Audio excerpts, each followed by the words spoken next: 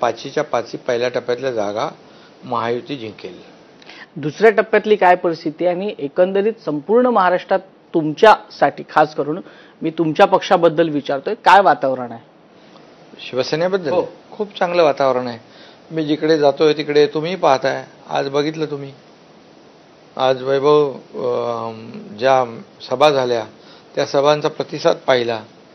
आज बुलढाण्यातली सभा, जमिनीवर लोक खाली बसले होते, खुर्च्यांवर नव्हते बसले.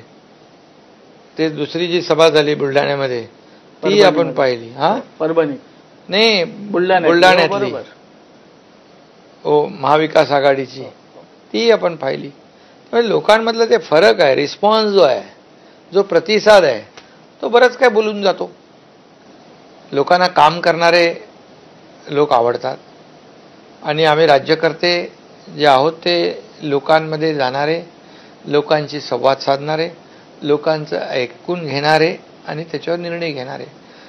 त्यामुळे लोकांना घरी बसणारी लोक आवडत नाहीत, थेट लोकांना काम करणारे लोक आवडतात. तुमचा इशारा माझ्या लक्षात आलेला आहे. तुम्ही ज्यांच्याबद्दल बोलतायत मी त्याच मुद्द्यावर येतोय. कारण का देशामध्ये पंतप्रधान नरेंद्र मोदी विरुद्ध राहुल गांधी अशी लढाई आपल्याला पाहायला मिळते. तशीच महाराष्ट्रामध्ये आम्हाला एक चित्र पाहायला मिळतंय, एकनाथ शिंदे विरुद्ध उद्धव ठाकरे.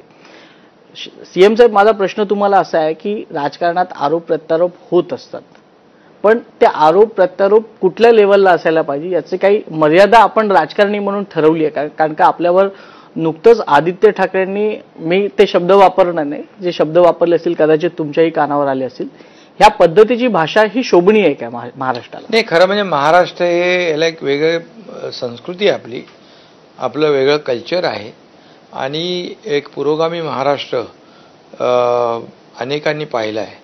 परंतु आता जे काही सुरू आहे, अगदी खालच्या पातळीवरचा आरोप प्रत्यारोप, कमरेखालचे वार, ह्या सगळ्या गोष्टी ज्या आहेत हे लोकांना आवडत नाहीत. ह्या बिलकुल आवडत नाही. लोकांना पाहिजे विकास, डेव्हलपमेंट, काम. आणि आज जे काही आरोप प्रत्यारोप म्हणजे होत आहेत, खरं म्हणजे सत्ता गेल्यानंतर काही लोक सैरबैर झालेत, वेडेपिशे झालेत. त्यामुळे त्यांचं संतुलन पण बिघडलेलं आहे.